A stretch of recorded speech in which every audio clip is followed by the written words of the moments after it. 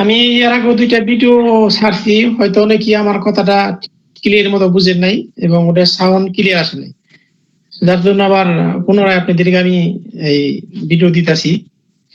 IBS এর main সমস্যা হলো আপনার খানা হজম হয় না। মেন সমস্যা হলো আপনার কোনো খানা হজম হবে না, এবং আপনি স্বাভাবিক যে মানুষের টয়লেট হয় ওই টয়লেট ওরকম হইব না, হয় ডায়রিয়া নয় আপনার মিউকাস হইব প্রচন্ড ভাবে। তারপর আপনার এটা থেকে যখন ডাক্তাররা বলবো এটা একটু এক্সারসাইজ করো, একটু হাঁটাহাঁটি করো, কিন্তু আপনার শরীরের অবস্থায় হয়ে যাবো আপনি দাঁড়ায় থাকা পারবেন না, আপনি কিভাবে এক্সারসাইজ করবেন? এর জন্য আমি সবাইকে বলি আপনারা এই যে একটা সবজির কথা বলছিলাম, এই সবজিটা যাদের আইবিএস তাদেরকে জরুরি খাওয়ার দরকার। এটা খাইলে আপনি এনার্জি পাবেন, শরীরের ব্যাকটেরিয়া বাড়বো এবং আপনার জন্য খুব ভালো হইব। এই সবজিটা আমি এখন আপনাদের ইয়ার আগে দেখাইছি, হয়তো ভিডিওতে কেউ দেখতে পারেন না, আপনি এটা দেখতে পারেন। এটাকে আরব কান্ট্রি বলে তুলসী, এবং সুপার শপে গেলে এটা কিনতে পারবেন। এটা খুব খাইলে আপনি হেল্প হবে। এবং আইবিএস এর আর একটা জিনিস হলো টমেটো খাওয়া যায় না, টমেটো আপনি পেটে হজম হয় না। তো টমেটোটা শুকলা ফালায়, আপনি যদি টমেটোটা সহজভাবে ফালান তাহলে একটা পানি গরম দিবেন, পানির মধ্যে অনেক বলক আসবে, ওইটার মধ্যে বুটা কাইতে একটা করস চিহ্ন দিয়ে আপনি 1.5 মিনিট গরম পানিতে রাখবেন, দেখেন টুকরাটা অটোমেটিক চলে গেছে। তো এটা আপনি অবশ্যই ভাবে এটা ট্রাই করবেন এবং আপনার জন্য হেল্প হবে। এবং আইবিএস এর আর একটা সমস্যা হলো আপনার ডাক্তাররা বলে এটার কোনো নাই, আপনার কোনো ক্ষতি হয় না, কিন্তু এটার মধ্যে ওই তিনটা ক্ষতি আছে, দুইটা জিনিস হয়তো এটা অনেকে খেয়াল করলে বুঝতে পারবেন। এবং কি আপনার শরীরে অ্যালার্জি থাকবো এবং পায়ের গুড়মুড়ের মধ্যে এখানে কালা দাগ হইব, এবং এই জায়গায় একটু ব্যথা করবো, মাঝে মাঝে নামাজ পড়া পারবেন না, কষ্ট হয়ে পড়বে, কিন্তু দাগ গেলে কখনো যাইবো না। আপনি অ্যালার্জির ওষুধ যতই খান এটা কখনো যাবে না। এবং পায়ের গুড়মুড়ের নিচের অংশ। তবে আপনি যদি এটার জন্য আপনার যে দুইটা পরীক্ষার কথা আমি বলছিলাম, যে হেলিকোব্যাকটেরিয়া এবং ফুড অ্যালার্জি, যদি এই দুইটা পরীক্ষা করেন হয়তো ইনশাল্লাহ আপনি যদি দুইটা পায় তাহলে আপনি দুইটার চিকিৎসা দিলে আপনি অবশ্যই ভালো হয়ে যাবেন। আর আপনার হেলিকোব্যাকটেরিয়া পরীক্ষা কোনো ডাক্তারই বাংলাদেশে করে না, কেন আমি যেহেতু 3টে বড় বড় হসপিটালে সবকিছু পরীক্ষা করছি, এবং বাংলাদেশে সুনামধন্য যে হসপিটাল অ্যাপোলো হসপিটাল, আমি সেখানে সমস্ত কিছু পরীক্ষা করছি, কিন্তু এই দুইটা কিন্তু করে নাই।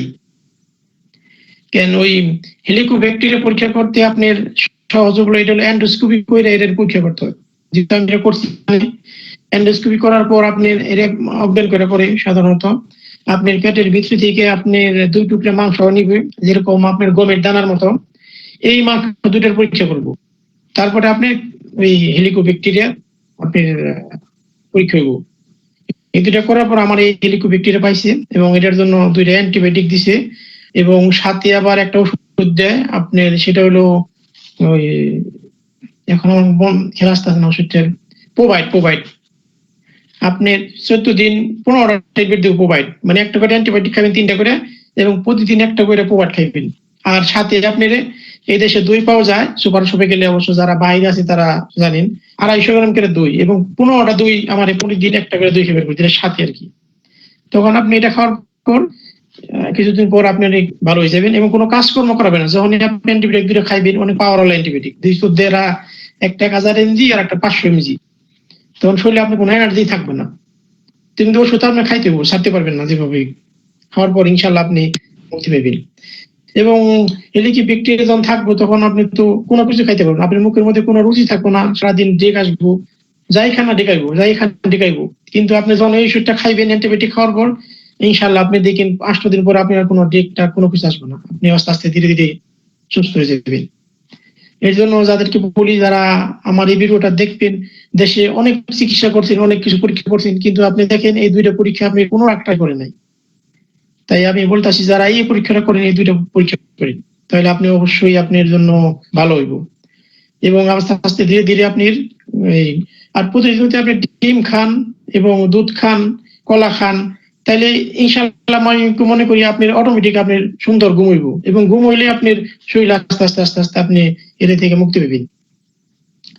আমি এই জন্য সবাইকে বলি আপনারা এই জিনিসটা, আপনি যখন আপনি এই হেলিকোব্যাকটেরিয়া ধরা পড়বে এবং আপনি অ্যান্টিবায়োটিক খাবেন, তারপরে আপনি আপনি বললাম তো দুধটা খাবেন, আপনি বলছি আপনি সকালে ঠিক মতো নাস্তা করবেন, এই যে আপনি যে সবজিটা দেখালেন এটা খাবেন, এবং দুপুরের খাবেন, কিন্তু যখনই খাবেন আপনি তেল জাতীয় জিনিস খাবেন না। যেরকম আমাকে বলছে, যেরকম আমি বলি সাধারণভাবে, যেটাকে ডাইল বলা হয়, ডাইল আমরা যেটা খাই, ডাইল তো আপনি পেটে হজম হয় না, প্রচুর গ্যাস হয় মসুর ডাল খাইলে। কিন্তু মসুর ডাল যদি আপনি এটা অল্প একটু পানি দিয়ে একটা রসুন একটা পেঁয়াজ কেটে যদি সিদ্ধ করে চরচরা করেন, যেটাকে আমরা বলি চরচরা, মানে ডালের মধ্যে পানি থাকবো না, ডাল সিদ্ধ হয়ে যাবো, এটা যদি আপনি ভাত খান তাহলে দেখেন আপনার পেটও ভালো থাকবে এবং গ্যাস্ট্রিক হবে না। যদি আপনি কেউ যদি এটাই করে ট্রাই করে দেখতে পারি, এটা খাইলে আপনি টয়লেটটা সুন্দর হবো এবং গ্যাস হবো না। কিন্তু ভাতের সাথে পানি খাইেন না, ওই চরচরা মানে শুকনো ডায়রিয়া যাদের আছে তাদেরকে একটা জিনিস লক্ষ্য রাখতে হবে, সেই জন্য শুকনো খাবার খায়, মানে ভিজা ধরে নেন না, যেরকম তেল জাতীয় জিনিস কম খায়, তেল টেল কম খায়, আর খানাটা সবসময় তরকারিটা সবসময় গরম খায়, ঠান্ডা না। যেরকম আমরা যেরকম তরকারি জমে গেলে একটা তেল উঠে দেখি, যে কোনো তেল, মাছের তেল কোন এই কোন তেলটা যখন জমে জায়গা, ওই তেলটা যে খায় তাহলে তার মিউ আসবে, এবং তেল যদি গরম করে খায় তাহলে মিউ কষ্ট হবে না। ওই দুধ ওরকমই, দুধ যখন আপনি এটা পরীক্ষা করবেন, করার পর ওই ব্যাকটেরিয়া যদি জায়গা, তাহলে আস্তে ট্রাই করবেন আপনি বিকেলে একদিন এই খাবার, রাতে খাবার খাবেন, রাতে দুধ এবং ডিম খাইবেন, ডিম খাওয়ার পর দুধটা খাইন, আপনি একটু হাঁটাহাঁটি করেন, তাহলে আপনি দেখতে পাবেন আপনি পেটের এই দুধ হজম হয়ে গেছে, দুধ হজম হলে আপনার সমস্যা নাই। প্রথম কম খান, আস্তে আস্তে একটু বাড়ান, আপনি খানা ট্রাই করতে হবে আস্তে আস্তে, যে কোনো খাবার আপনি আস্তে আস্তে ঠিক হয়ে যাবো। যেরকম যারা প্রবাস আছে, আমাদের এখানে একটা পাওয়া যায় বাইরে বলে কলকিটি, মানে কুমড়া জাতীয় সবুজ কালার, এটা যদি শুইলে খান তাহলে আপনি ভালো, আর যদি না ওই যে না শুলেন তাহলে খাইলে আপনি ওইটা ওই যে ডায়রিয়া হইব। আর ফলের মধ্যে তো আমি বলছি তিনটা ফল, আপনি তিনটা ফল, দুইটা বলছি, এখন একটা বলি, সেটা হলো আপেল, নাশপাতি এবং আর একটা ফল আছে আপনার মিশরের ডুমুর, কয় ডুমুর, ডুমুর, তিন ফল যার কি বলে, এই ফলটা শুকনো পাওয়া যায় এবং ফ্রেশও পাওয়া যায়, এই কোনোটাই এই ফলটা খাইতে পারবেন আপনি, আপনি খাইলেও প্রচুর বাড়ে, আমি ট্রাই করছি। আর আইবিএস এর যারা আপনার সমস্ত খাবারগুলো আপনি একটা একটা করে খাইতে ট্রাই করবেন, যে আপনার শরীরে কোনটা মানে কাজ করে, তাহলে আপনি বুঝতে পারবেন যে খানাটা আমার এই শরীরে ধরতে না। তো আবার একবার বাদ দিয়ে না, ট্রাই করি, যেমন আমি এখন গরুর মাংস খাই, দুধ খাই, আমি তো প্রথম কিছুই খাই পারিনি, মানে আপনি আধা কাপ দুধ খাই পারিনি, তো আমার পেটের মধ্যে ফুট বা ডাক হয়ে গেছে, এরকম ডায়াবেটিস, এখন তো হয় না। আর ওষুধে তো বললাম ওষুধ খুবই কম, আপনি যদি এটি মানেন ইনশাল্লাহ আপনি ভালো রেজাল্ট করতে পারবেন। আরো করি আরো, ঠিক আছে, আপনার সবাইকে বলি আপনারা ধৈর্য হারাবেন না, বুঝছেন, ইনশাল্লাহ ঠিক হয়ে যাবে।